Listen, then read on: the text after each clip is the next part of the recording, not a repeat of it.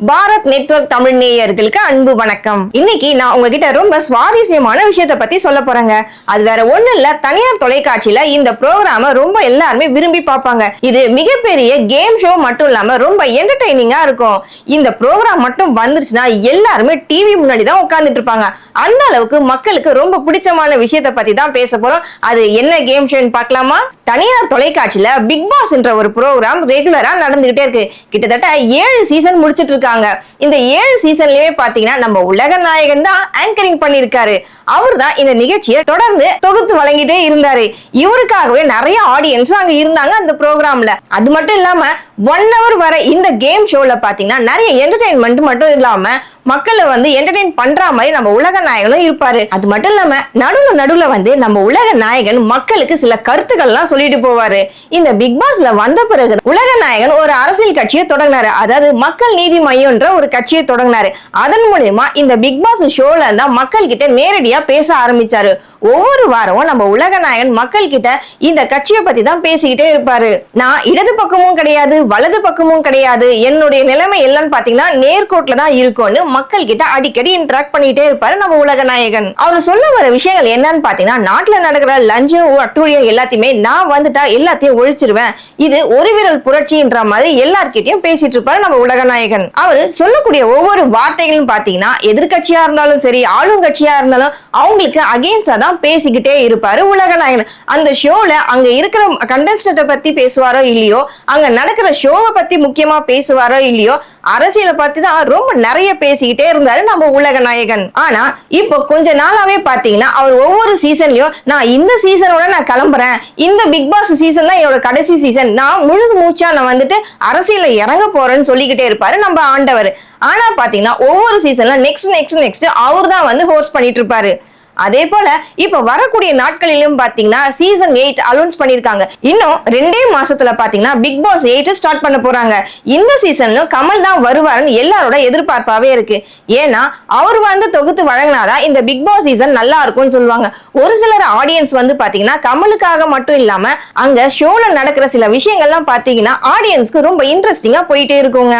ஏன்னா சில நேரங்கள்ல பாத்தீங்கன்னா வல்கராவும் இருக்கும், சில நேரம் இன்ட்ரெஸ்டிங்கா இருக்கும், சில நேரம் அந்த வீடை தெரிக்க விடுற மாதிரி சில ஃபைட் சீன்ஸ் எல்லாம் இருக்கும். இது எல்லாமே பாத்தீங்கன்னா வார கடைசி நாட்களை நம்ம உலக நாயகன் தான் தொகுத்து வழங்குவாரு. அங்க இருக்கிறவங்களை எல்லாருமே வச்சு விளாசுவாரு வார்த்தையால. அப்படி விளாசும் போதுதான் இடையில பாத்தீங்கன்னா அவர் அரசியல் கண்டென்ட்களும் எடுத்து விட்டுக்கிட்டே இருப்பாரு. அரசியலை பத்தி பேசுவாரு, அரசியல இருக்க ஆளுங்கட்சியோட தவறுகளை எடுத்து காமிச்சு பேசிக்கிட்டே இருப்பாரு. ஆனா கொஞ்ச நாளாவே பாத்தீங்கன்னா நம்ம உலக நாயகனுக்கு இப்போ பெரும் சர்க்கிளா தாங்க இருக்கு. அவர் எடுத்து நடத்துற கேம் ஷோவா மட்டும் இல்லாம அவர் நடிக்கிற படங்கள் எல்லாமே தோல்வியில தான் போயிட்டு இருக்கு. கிட்டத்தட்ட இந்த வருஷம் மட்டுமே நம்ம உலக நாயகன் கையில ஒரு 6 படங்கள் இருக்கு. அதுல 2 படங்கள் ரிலீஸ் ஆயிடுச்சு. ஆனா அவர் எதிர்பார்த்த அளவுக்கு இந்தியன் 2 படமும் கல்கி படமும் கை கொடுக்கல. இது பெரிய ஏமாற்றமாவும் பெரிய தோல்வியாவுமே அவருக்கு அமைஞ்சிருக்கு. இது எதனாலன்னு பாத்தீங்கன்னா இப்ப இருக்க கட்சியோட சேர்ந்து அவர் இணக்கமா இல்ல, ஆளுங்கட்சி எதிர்கட்சியோடும் அவர் இணக்கமா இல்லைன்ற ஒரு தரப்போட குற்றச்சாட்டு இருந்தது. அதனை மனசுல வச்சுட்டு நம்ம உலக நாயகன் என்ன பண்ணாருன்னா இப்போ நடந்துட்டு இருக்க ஆளுங்கட்சியோட ஒற்றுமையா போயிட்டாரு. அது மட்டும் இல்லங்க, விக்ரம் படம் பாத்தீங்கன்னா செம்ம சூப்பர் டூப்பர் ஹிட் ஆச்சு. அதுக்கு காரணம் யாரு? உதயநிதி ஸ்டாலின் தான். அவரோட ரெட் ஜெயின் மூவின் மூலமா தான் இந்த விக்ரம் படத்தை ரிலீஸ் பண்ணாங்க. அந்த படம் பாத்தீங்கன்னா கிட்டத்தட்ட எதிர்பார்ப்போட அதிக அளவு சூப்பர் டூப்பர் ஹிட் ஆயிடுச்சு. அந்த டைம்ல கூட பாத்தீங்கன்னா உதயநிதி ஸ்டாலினுக்கும் கமல்ஹாசனுக்கும் சில மனக்கசப்புகள் வந்துட்டு தான் இருந்தது. அதுல இருந்து என்ன ஆச்சுன்னு பாத்தீங்கன்னா நம்ம உலக நாயகன் உஷாராயிட்டாரு. ஆளுங்கட்சியை நம்ம பகச்சிக்க கூடாது, அவங்களோட இணக்கமா நட்பு ரீதியா போனாதான் அடுத்தடுத்த வெற்றிகள் கொடுக்க முடியும்ன்ற ஒரு டெக்னிக்கு வந்துட்டாரு நம்ம உலக நாயகன். அது மட்டும் இல்லாம பாத்தீங்கன்னா இப்போ ரீசெண்டா ரிலீஸ் ஆன இந்தியன் 2 கூட பாத்தீங்கன்னா ரொம்ப பரபரப்பா மக்கள் ரொம்ப எதிர்பார்ப்போட இருந்தாங்க உலக நாயகனோட ரசிகர்கள். ஆனா ரசிகர்கள் எவ்வளவு எதிர்பார்த்தாங்களோ அந்த அளவுக்கு இந்த இந்தியன் 2 படம் ஓடவே இல்லை. ஏன்னா அதுல இருக்க கேரக்டரும் சரி, அதுல அவருக்கு கொடுக்கப்பட்ட மேக்கப் எல்லாமே பாத்தீங்கன்னா ரொம்ப ஆர்டிபிஷியலாவே இருந்தது. ஒரு கட்டத்துக்கு மேல இந்த படம் ரொம்ப போரிங்காவே இருந்தது. நிறைய பேரோட விமர்சனங்கள் வெளிவந்தது. கிட்டத்தட்ட பாத்தீங்கன்னா லைகா ப்ரொடக்ஷன் ரொம்ப ஹெவி லாஸ் தாங்க இந்த படத்தினால. டைரக்டர் சங்கருக்குமே இது ஒரு மிகப்பெரிய அடியா தான் இருந்தது. என்னதான் நம்ம ஆண்டவர் நடிச்சிருந்தாலும் அதுக்குன்னு ஒரு கதைக்களம் வேணும், அதுக்குன்னு ஒரு இன்ட்ரெஸ்டிங்கான சில விஷயங்கள் இருந்தாதான் ரசிகர்கள் கூட ரசிக்கிறாங்க. வெறும் உலகநாயகன் கமலஹாசன், ஆண்டவர் கமலஹாசன் இருந்தா இந்த படம் ஓடிடும் மட்டும் கமலஹாசன் நினைச்சிடக்கூடாதுன்னா எல்லாரோட தரப்பு வாதமா இருக்கு. இப்போ அடுத்து என்ன பண்ணிருக்காருன்னா நம்ம உலகநாயகன் இப்ப ஆளுங்கட்சியில இருக்கிற அவங்களோட நட்பு ரீதியா பழகி அவங்க சொல்ற எல்லா விஷயத்தையும் காது கொடுத்து கேட்க ஆரம்பிச்சுட்டாரு. இப்ப சமீபத்துல கூட பாத்தீங்கன்னா கள்ளக்குறிச்சியில கள்ளசாராயம் குடிச்சு எத்தனை பேர் இறந்தாங்க அது எல்லாருக்குமே தெரியும். தமிழ்நாட்டையே ஒரு பேர் அதிர்ச்சிக்குள்ளயும் பெரிய சோகத்துக்குள்ளயும் ஆளாக்குச்சு. அது முழுக்க முழுக்க காரணம் இப்ப இருக்க ஆளுங்கட்சியோட மெத்தன போக்குன்னு தான் நம்ம எல்லாருமே சொல்லிட்டு இருந்தாங்க. அரசியல்வாதிகளும் சரி, அங்க இருக்க காவல்துறையும் சரி இதை கண்ட்ரோல் பண்ணல அப்படின்னா எல்லா தரப்பு வாதமாவும் இருந்தது. ஆனா அந்த நேரத்துல உலகநாயகன் கமலஹாசன் என்ன பண்ணாரு, கள்ளக்குறிச்சி மக்களுக்கு போயிட்டு ஆதரவு சொல்லிட்டு ஒரு பேட்டியில சொல்லியிருப்பாரு, நான் உங்களை குடிக்க வேண்டாம்னு சொல்லல, ஆனா லிமிட்டா குடிங்க அப்படின்னு சொல்லியிருப்பாரு. அது மட்டும் இல்லாம சாலை விபத்து நடக்குது, அதுக்காக போக்குவரத்தை நிப்பாட்ட முடியுமா அப்படின்னு ஒரு கேள்வி கேட்டிருப்பாரு.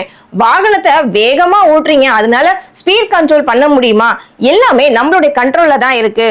நீங்க சொல்றீங்கன்றதுக்காக நீங்க கள்ளச்சாராயம் குடிச்சிட்டு இறந்துட்டீங்கன்றதுக்காக மதுபான கடையே க்ளோஸ் பண்ண முடியுமா, குடிங்க ஆனா லிமிட்டா குடிங்க அப்படின்னு ஒரு பெரிய அதிர்ச்சியை கொடுத்தாரு உலகநாயகன். குடிங்க ஆனா எதுவுமே ஒரு அளவோட குடிங்கன்னு எல்லாருக்குமே அட்வைஸ் பண்ணாரு நம்ம உலகநாயகன். இதனை தொடர்ந்துதான் பாத்தீங்கன்னா அவர் நடிக்கிற படங்கள் எல்லாமே தோல்வியிலே வந்து நின்று இருக்குங்க. கல்கி படத்துல கூட பாத்தீங்கன்னா அவருக்குன்னு ஒரு கேமியோ ரோல் கொடுத்திருப்பாங்க. அந்த ரோல்ல பாத்தீங்கன்னா கிட்டத்தட்ட ரொம்ப நெகட்டிவான ரோல்ல தான் நடிச்சிருப்பாரு நம்ம உலகநாயகன் கமலஹாசன். இப்போ நெக்ஸ்ட் பாத்தீங்கன்னா டைரக்டர் மணிரத்னத்து கூட இணைஞ்சிருக்காரு. தக்லைஃப் என்ற படத்தை பெரும் எதிர்பார்ப்போட ரசிகர்கள் எல்லாம் எதிர்பார்த்துக்கிட்டே இருக்காங்க. அந்த படமாவது உலகநாயகனுக்கு கை கொடுக்குமான்னு பொறுத்து இருந்துதான் பார்க்கணும். அது மட்டும் இல்லாம பாத்தீங்கன்னா பிக் பாஸ் சீசன் 8ல வரத்துக்கு சில கண்டிஷன்லாம் வச்சிருக்காரு நம்ம உலகநாயகன். அது என்னன்னு பாத்தீங்கன்னா, நான் இந்த சீசனுக்கு வந்து ஹோஸ்ட் பண்ணணும்னா கிட்டத்தட்ட எனக்கு 150 கோடி ரூபாய் சம்பளம் கொடுத்தாதான் நான் வருவேன்னு சொல்லியிருக்காராம் திரு கமலஹாசன். அதனால அந்த தனியார் தொலைக்காட்சி வந்து ரொம்ப யோசிச்சுட்டு தான் இருக்காங்களா, வேற யாராவது இந்த சீசன்ல கூப்பிடலாமா, வேற யாராவது ஹீரோவோ இல்ல வேற யாராவது ஃபேமஸா இருக்க செலிபிரிட்டியை கூப்பிட்டு ஹோஸ்ட் பண்ணலாமான்னு டீம் முழுக்க உட்காந்து டிஸ்கஸ் பண்ணிட்டு இருக்காங்களாம். நல்ல தொடக்கமா இருந்ததுதான் உலகநாயகன் கமலஹாசனோட மக்கள் நீதி மையம் என்ற கட்சி. ஆரம்பத்துல ரொம்ப நல்லா தாங்க போயிட்டு இருக்குது. அதுக்கப்புறம் என்ன ஆச்சுன்னு தெரியல, அந்த கட்சி வர வர வர வர ரொம்ப டவுன்லயே போயிட்டாங்க. அந்த கட்சிக்குள்ள இருக்கிற மக்களுக்குள்ளே ஒரு ஒற்றுமையே இல்லாத மாதிரி சில விஷயங்கள் பேசப்பட்டது. அதுக்கப்புறம் பாத்தீங்கன்னா கமலஹாசன் தன்னுடைய கட்சியில இருக்கிற வேட்பாளர்களுக்கே ஒரு சரியான சப்போர்ட் கொடுக்கல, அவங்கள மோட்டிவேட் பண்ணல, நெக்ஸ்ட் லெவலுக்கு கூட்டிட்டு போலன்ற மாதிரி சில கம்ப்ளைண்ட் எல்லாம் வந்துகிட்டே தான் இருந்தது. போற போக்கெல்லாம் பார்த்து நம்ம உலகநாயகன் இப்ப ரொம்ப தெளிவா ஒரு முடிவு எடுத்துட்டு இருக்காரு. எதுவா இருந்தாலும் நமக்கு நம்மளுடைய வேலையும் சம்பளமா தான் முக்கியம் அப்படின்ற ஒரே தாட்டோட இப்ப இருக்க ஆளுங்கட்சியோட சேர்ந்துகிட்டு, அது மட்டும் இல்லாம ரெட்ஜின் மூவி உதயநிதி ஸ்டாலினோட சேர்ந்து கை கோர்த்துட்டு இருக்காரு. கமலஹாசனோட எதிர்காலமே இப்ப உதயநிதி ஸ்டாலினோட கையில தாங்க இருக்கு.